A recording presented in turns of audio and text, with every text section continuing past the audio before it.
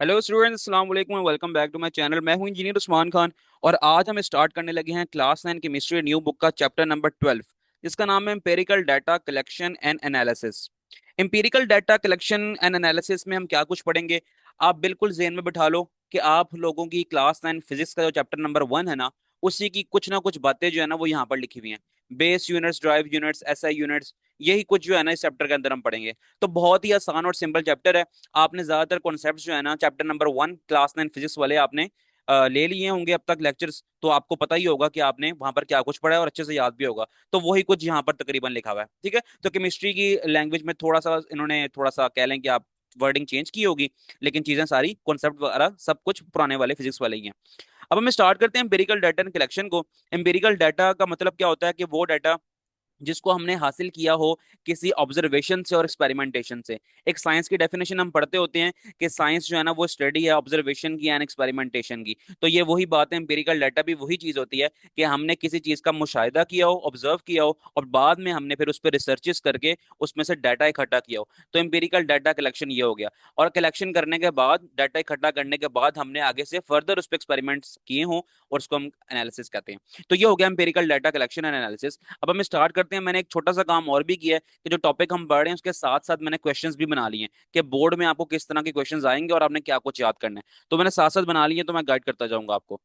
Introduction करते हैं हम। पहले लिखा हुआ है कि साइंस की डेफिनेशन क्या होती है। Science is a systematic study of this world through observation experimentation. देखो मैं बता ही रहा था आपको कि साइंस वो स्टडी है जो कि ऑब्जर्वेशन और एक्सपेरिमेंटेशन को डील करती है, यानी कि हम किसी चीज का मुशाहिदा करें, ऑब्जर्व करें, फिर बाद में उस पर एक्सपेरिमेंट करें। It is a method through which we make sense of world in which we live. तो ये फिर हमें हमारी जो जिंदगी है ना उसमें रोजमर्रा क्या काम हो रहे हैं, किस तरह हवाएं चल रही हैं, किस तरह हमारी गाड़ियां चल रही हैं, जिंदगी में जो कुछ भी हो रहा है ना साइंस की वजह से, तो हम उसका प्रॉपर ना एनालिसिस कर सकते हैं उसका, और प्रॉपर हम निशानदेही कर सकते हैं कि यहाँ पर साइंस का कौन सा प्रिंसिपल लग रहा है, यहाँ पर कौन सा प्रिंसिपल लग रहा है, ठीक है। तो हम अपनी इस दुनिया में जो रह रहे हैं ना, तो वहां पर हमें जीने का एक मकसद नजर आएगा, या फिर हम जी रहे हैं तो हमें ये आइडिया हो जाएगा कि यार ये किस वजह से जो है ना सर्टन एक्सपेरिमेंट्स या फिर सर्टन जो आप कह लें लॉज ऑफ नेचर वो किस तरह इंप्लीमेंट हो रहे हैं इस दुनिया के अंदर। तो ये होगी साइंस। अब आपने याद कर लेनी डेफिनेशन साइंस की, तो यहाँ से लेकर यहाँ तक याद कर लेना। वैसे यहाँ पर आएगी तो नहीं, लेकिन जस्ट आपने अगर दिल करता है याद करने का तो कर लेना। अगला मैंने क्वेश्चन बना दिया, लेकिन इसको पहले हम समझ लेते हैं। कहते हैं scientific research is done in all the countries. अब ना रिसर्चेज जो होती है ना, तो रिसर्चेज पूरी दुनिया में हर मुल्क में होती हैं, ठीक है। अक्सर आपने देखा होगा रिसर्च पेपर का नाम सुना होगा आपने। यूनिवर्सिटीज के जो स्टूडेंट्स होते हैं खासतौर पे एमफिल और पीएचडी वाले, तो वो रिसर्च पेपर अपना ना शाया कर रहे होते हैं। तो वो जो रिसर्च पेपर्स होते हैं ना उसमें एक्चुअली किया क्या होता है, वो रिसर्चेज ही की हुई होती हैं, ठीक है। तो साइंटिफिक रिसर्चेस दुनिया में हर जगह होती है और हर यूनिवर्सिटी में ही होती है। अब पीएचडी की डिग्री आपको उस वक्त तक नहीं मिलेगी जब तक आप 4-5 रिसर्च पेपर्स पब्लिश कर लो उसको, और वो पब्लिश यानी कि अच्छे वेल रिकॉग्नाइज्ड जर्नल के अंदर ना पब्लिश भी हो जाए, उस वक्त तक आपको पीएचडी नहीं देंगे। तो आप कह सकते हैं फिर हर यूनिवर्सिटी के अंदर रिसर्चेस तो होनी ही होनी होती है। But the way it is done is not identical everywhere. लेकिन रिसर्चेस हो किस तरह नहीं है, ये हर दुनिया का जो है ना एक स्टैंडर्ड क्राइटेरिया फिक्स नहीं था। In order to make sure things done properly and carefully. अब पूरी दुनिया जो रिसर्चेस कर रही है उसमें जो हम यूनिट्स इस्तेमाल कर रहे हैं, मिसाल के तौर पे जो हम अप्रोच उसके अंदर इस्तेमाल कर रहे हैं कि हमने रिसर्चेस करनी किस तरह है, और अगर हम रिसर्च के अंदर किसी की हार्डनेस मेजर कर रहे हैं तो उसके लिए यूनिट क्या इस्तेमाल करें, किसी की अगर हम बिल्कुल इजी कर लें, अगर हम किसी की लेंथ मेजर कर रहे हैं तो उसके अंदर हम यूनिट क्या इस्तेमाल करें। तो पूरी दुनिया ने अपने अलग अलग ना यूनिट्स जो हैं वो रखे हुए थे। तो आप कह सकते हैं कि जो रिसर्च करने का जो क्राइटेरिया है, रिसर्च करने के बाद जो डाटा लिखने का क्राइटेरिया है, तो वो प्रॉपर जो है ना पूरी दुनिया का एक सेम फिक्स नहीं था। तो हर दुनिया के जितने ममालिक हैं सबका अलग अलग था। We need to share ideas and standardize our approach towards solving the problem. अब हमने जो अपने आइडियाज होते हैं वो ये तो नहीं होगा ना कि हमने अपने मुल्क में रिसर्च कर ली और अपने मुल्क के अंदर ही रखें। हमने शेयर करने पड़ते हैं हमें दूसरी दुनिया के जितने बड़े बड़े साइंटिस्ट हैं उनके साथ, ताकि यार वो उनको भी दिखाएं अपने रिसर्चेस, और ना उनसे भी हम कहें कि मजीद हम इसमें क्या वैल्यू एडिशन कर सकते हैं या मजीद हमारी क्या गलतियां वो आप बताएं। तो ये रिसर्चेस जो है ना फिर पूरी दुनिया में इस तरह शाया होती हैं। अक्सर आप देखेंगे ना रिसर्चेस के जितने भी रिसर्च पेपर्स जो छपते होते हैं, तो वो जिस जर्नल के अंदर छपते होते हैं ना वो इंटरनेशनली रिकॉग्नाइज होता है। यानी कि जब आपने अपना रिसर्च पेपर किसी जर्नल के अंदर पब्लिश करवा दिया, तो फिर वो पूरी दुनिया के अंदर ना साइंटिस्ट जितने भी हैं ना उसको पढ़ेंगे। अगर वो आपने जो रिसर्च की है उसके अंदर आपने कोई अलग अलग यूनिट्स इस्तेमाल कर लिए, लेंथ का यूनिट कोई और इस्तेमाल कर लिया आपने और टाइम का कोई और इस्तेमाल कर लिया, फिर दूसरे मुल्क वाला जब देखेंगे तो उनको तो कन्वर्ट करना ही इतना टाइम लग जाएगा, तो वो कहेंगे यार फारिग कराओ इस रिसर्च को, हम अपनी रिसर्च कर लेते हैं। तो इसलिए ना एक स्टैंडर्डाइज्ड अप्रोच के साथ जो है ना पूरी दुनिया एक फिक्स कर ले कि हमने किस चीज के लिए क्या यूनिट इस्तेमाल करना है, कौन सी फिजिकल क्वांटिटी के लिए हमने क्या यूनिट इस्तेमाल करना है, ताकि हम उसी उसी के अकॉर्डिंग रिसर्चेस करें और फिर उसी को आगे फर्दर इंप्लीमेंट करें, या फिर फर्दर वैल्यू एडिशन अगर करनी है तो वो भी करें। तो इसका क्वेश्चन मैंने यहाँ पर ये बनाया, why it is important to standardize, why it is important to standardize scientific methods across the world. ठीक है, तो इसका आंसर आप ये वाला पैराग्राफ कर सकते हैं। होप सो समझ आ गई होंगी बातें। अगला क्वेश्चन नहीं बनता अगले पैराग्राफ में, लेकिन उससे पहले हम पैराग्राफ पहले पढ़ लेते हैं। One of the most usual problem which is faced by the scientific community is the issue of units. अभी हम बातें सारी मैं करके आ चुका हूँ कि साइंटिफिक कम्युनिटी को जो मसला दरपेश है ना वो यही है कि यूनिट्स का, किसी मुल्क ने ना किसी और फिजिकल पैरामीटर्स के कोई और यूनिट इस्तेमाल किए हैं, कोई और दूसरे मुल्क वाला ना वो कोई और यूनिट इस्तेमाल करता है, तो यहाँ पर मसला आ गया ना, कन्वर्जन करने में मसला आ जाएगा। जब कोई रिसर्च अगर हमारी ले रहा होगा देख रहा होगा तो दूसरे मुल्क में यूनिट्स कोई और इस्तेमाल करते हैं, तो फिर वो उसको कन्वर्ट ही करता रह जाएगा, रिसर्च तो आगे नहीं कर पाएगा फिर वो। If scientist in one country are measuring lengths in meter and other in countries in feet, then we will have to face problems in converting them. आ गई वो वाली बात जो मैं पहले कह रहा था, अगर पाकिस्तान का जो साइंटिस्ट है वो लेंथ को मेजर कर रहा है इन मीटर्स, और अमेरिका का जो साइंटिस्ट है वो मेजर कर रहा है लेंथ का यूनिट फीट्स के अंदर, इनके लेंथ को फीट्स में मेजर कर रहा है, तो फिर जब हमारा रिसर्च पेपर जो है ना एक मुल्क वाले दूसरे मुल्क वाले जब पढ़ेंगे तो फिर वो कन्वर्जन ही करते रह जाएंगे। ठीक है, comparing quantities in different unit is not confusing, is not only confusing but the wastage of time as well. अब कन्वर्ट करते करते इतना टाइम जाया हो जाना, ठीक है, कहते हैं सिर्फ इसमें ही मसला नहीं होगा बल्कि इसके अलावा ना जब हम कन्वर्ट कर रहे हैं तो इसमें हमारा टाइम भी तो जाया हो रहा है, वही जो टाइम है ना कन्वर्जन से अच्छा हम किसी अच्छे रिसर्च के अंदर लगा दें वही टाइम, ठीक है, ताकि हम मजीद फर्दर रिसर्च कर लें उसमें, तो टाइम जाया करने से भी हम बच सकते हैं अगर हम एक स्पेसिफिक यूनिट का इस्तेमाल कर लें। तो आप इसका क्वेश्चन सुन लो क्या है, व्हाट प्रॉब्लम, यहाँ लिखा है मैंने, what problem arises due to the use of different units in science, what problem arises due to the use of different units in science। तो इस पैराग्राफ को आपने यहाँ पर लिख लेना है। आगे ना काफी सारे पैराग्राफ्स लिखे हैं लेकिन मैंने कम से कम कर दिया और दो तीन क्वेश्चंस बना दिए हैं, अगर आपको इसी तरह ये शॉर्ट क्वेश्चंस आएंगे तो आप मैनेज कर लेना, लेकिन पहले मैं समझा दूं बातें क्या लिखी हैं। For the reasons mention above, ये सारी तकलीफ ये सारी परेशानियां जो हमने डिस्कस की हैं अभी, scientist have agreed to adopt the standard and user friendly unit called SI and system international unit. अब इन्होंने एक स्पेसिफिक यूनिट जो है ना दुनिया में मुतारिफ करा दिया और कह दिया कि ये हमारा स्टैंडर्ड यूनिट है, अगर आपने कोई भी लेन देन करना है, कोई भी रिसर्च करनी है, कोई भी प्रोजेक्ट पे काम करना है, तो आपने हर फिजिकल क्वांटिटी के लिए स्पेसिफिक यही यूनिट्स को इस्तेमाल करना है, चाहे पाकिस्तान का साइंटिस्ट हो, चाहे चाइना का साइंटिस्ट हो, चाहे रशिया का हो, चाहे अमेरिका का हो। लेंथ के लिए सब जो है ना मीटर का इस्तेमाल करेंगे, टाइम के लिए सब सेकंड को इस्तेमाल करेंगे, तो ये ऐसा यूनिट्स जो है ना सबने मिलके इंट्रोड्यूस करवा लिए दुनिया में, अब रिसर्चेस इन्हीं यूनिट्स की बुनियाद पर हुआ करेंगी। Things become a lot easier when we use this unit, तो जो है ना हमारा जो काम है ना बड़ा आसान हो जाएगा अगर हम इन यूनिट्स को इस्तेमाल कर लें। The adoption of SI unit is important in all the branches of science because it makes communication easy worldwide. It allows scientists to share the data easily. अब देखो एक मुल्क वाले दूसरे मुल्क वाले से कम्युनिकेट करते हैं तो अपने रिसर्च पेपर की बुनियाद पर, तो फिर वो अगर दोनों डिस्कस कर रहे हैं कि मैंने अपने रिसर्च पेपर के अंदर अपनी रिसर्च के अंदर मैंने ये काम किया है, अगले साइंटिस्ट को बता रहा है किसी दूसरे मुल्क वाले को, तो फिर वो यही बताता रह जाएगा, वो कहेगा यार तुमने तो यहाँ पर लिखा मीटर्स, तो बताओ ये मीटर क्या होता है, और दूसरे मुल्क वाला फीट में अगर मेजर करता है तो यहाँ परेशानी आ जाएगी ना। तो इस परेशानी से बचने के लिए सबने एक जैसे यूनिट इस्तेमाल कर लिए ताकि जो कम्युनिकेशन है ना वो इजी हो जाए और डाटा शेयरिंग में भी हमें आसानी हो जाए। ऐसे units are preferred because they reduce the number of conversion needed to coordinate information about the scientist. वही बातें घुमा फिरा के दोबारा लिखे जा रहा है ये, ठीक है, तो ये बात हम पहले भी करके आ चुके हैं कि जो कन्वर्जन करते हैं ना हम किसी फिजिकल क्वांटिटी का जो यूनिट है उसी कन्वर्जन, तो कन्वर्जन से हम बच जाएंगे। और साइंटिस्ट के दरमियान में जो कोऑर्डिनेशन है ना, यानी कि आपस में जो कह लें कि रिसर्च शेयरिंग की जो कोऑर्डिनेशन है, रिसर्च शेयरिंग की जो मालूमात इन्होंने आपस में शेयर करनी है, उसके लिए शेयरिंग करने में ना इनको आसानी हो जाएगी। और मजीद अगर फर्दर रिसर्च करेंगे तो फिर आराम से मिल बैठ के ये सबको क्राइटेरिया तो सेट किया हुआ है कि अगर हमने लेंथ मेजर करनी है तो मीटर इस्तेमाल करेंगे, टाइम मेजर करना है सेकंड इस्तेमाल करेंगे, क्राइटेरिया सबने फिक्स किया हुआ है। तो चार पांच मुल्क वाले इकट्ठे भी अगर बैठ रहे हैं ना, जिनका आप कह लो कि जुबान ही मुख्तलिफ है, लेकिन साइंस की दुनिया में उनकी जुबान अब सेम हो चुकी है। हाँ ये बात बिल्कुल है, साइंस की दुनिया में उन्होंने अपना क्राइटेरिया सेट कर लिया है कि अगर हम कोई भी फिजिकल क्वांटिटी की बात करेंगे तो उसके लिए हम यही स्पेसिफिक यूनिट इस्तेमाल करेंगे, इसके अलावा कोई यूनिट इस्तेमाल नहीं करेंगे। ठीक हो गई बात। ऐसे units are based ten just like other system, so It is much easier to learn, remember, and convert these units. These units are based on definite and precise standard. ऐसे units are interrelated in such a way that one unit is derived from the other unit without conversion factors. अब हम ना यहाँ पर discuss करेंगे, जिस तरह हमने बात की थी बेस यूनिट्स क्या होते हैं चैप्टर नंबर 1 क्लास 9 फिजिक्स में, और बेस यूनिट्स का थोड़ा सा जिक्र कर रहा है यहाँ पर। कहता है बेस यूनिट्स होंगे वो बिल्कुल बुनियादी यूनिट्स होंगे, और उन्हीं बेस यूनिट से ना हम ड्राइव यूनिट्स ही बना लेंगे। ठीक है, तो ड्राइव यूनिट्स का आपको याद था अगर वहां पर हमने पढ़ा था, तो ड्राइव यूनिट्स वही होते हैं जो कि बेस यूनिट से बनते हैं। ठीक है, उसकी डेफिनेशन भी यही थी ना कि derived units are formed by base units. ठीक है, इस तरह की डेफिनेशन थी उसकी। तो विदाउट कन्वर्जन, हमें हैवी कन्वर्जन में जाने से अच्छा ना हम बस बेस यूनिट पकड़ेंगे और इसी से ड्राइव यूनिट भी बना लेंगे। तो इस तरह हम अपनी रिसर्च को ना डाइवर्सिफाई कर सकते हैं। ऐसे units are used almost everywhere in the world. ऐसे यूनिट्स अब दुनिया में तकरीबन हर जगह ही इस्तेमाल हो रहे हैं। It allow scientist to use a single standard staging scientific data. वही पुरानी बात हो गई है, दिस फैक्ट ब्रिंग एक्यूरेसी। अब ये अगर डाटा जो है ना शेयरिंग करने में आसानी हो रही है ना एक दूसरे को, तो वो कह रहा है कि यहाँ पर ना हमारी जो रिसर्चेस की जो वैल्यूज आई होंगी ना, डाटा में जो वैल्यूज आई होंगी, तो वो भी एक्यूरेट शेयर कर सकते हैं हम। अब फर्ज करो किसी की अगर वैल्यू आई है 3 मीटर्स, तो वह अगला दूसरे मुल्क वाला फीट्स में मैयर करता है लेंथ को, तो फिर वो 3 मीटर्स को फीट्स में कन्वर्ट करेगा, तो फिर वो कितना एक्यूरेट मैयर करेगा।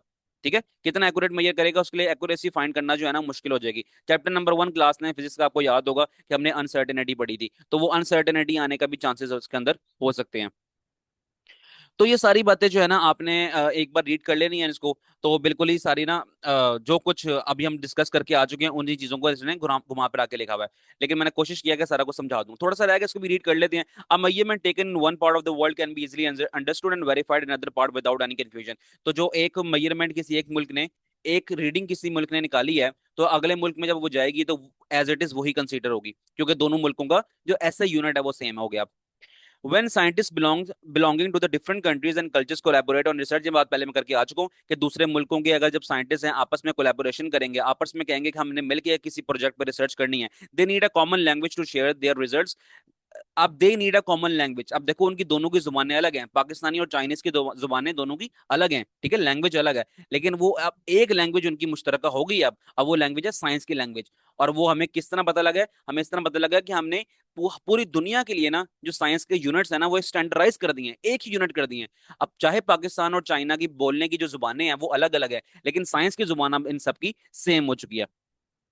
इन conclusion we can say that the SI units allow scientist to work together. अब कहता है कि इस अगर हम समरी करें ना इन सारी बातों की, तो हम ये कह सकते हैं कि ऐसा यूनिट्स ने हमें इस चीज को अलाउ किया, साइंटिस्ट को अलाउ किया कि वो इकट्ठे बैठ के काम करें, effectively advancing the frontier of our knowledge. और वो अच्छी तरह काम करें और रिसर्चेस करें और फिर नॉलेज को मजीद डाइवर्सिफाई करें। ठीक है, मिलकर काम करेंगे तो फिर नॉलेज और ज्यादा फैलेगा। All this ensure safely, reliability, reproducibility and progress. तो ये सारे के सारे जो स्टैंडर्ड्स हैं, या फिर हम कह सकते हैं ये सारे के सारे जो काम है साइंटिस्ट के, जब कोलैबोरेशन की उन्होंने और फिर रिसर्चेस की और मजीद ज्यादा इल्म को बढ़ाया, तो इसकी वजह से जो है ना हमें मजीद एक्यूरेट रिसर्चेस मिल जाएंगी, एक्यूरेट हमें चीजें मिलेंगी, और मजीद हमें आप कह सकते हैं कि टेक्नोलॉजी टेक्नोलॉजी जो है ना मजीद उसमें एडवांसमेंट आती रहेगी, तो प्रोग्रेस कर देगी इस तरह दुनिया। तो आप देख लें आज से 20 साल पहले तक हम कोई सोच भी नहीं सकता था कि ये आर्टिफिशियल इंटेलिजेंस एआई का दौर आएगा, या फिर ये इलेक्ट्रिक व्हीकल्स इस कदर एडवांस हो जाएंगी, या फिर खुद से चलने वाली जो है ना गाड़ियां बन जाएंगी।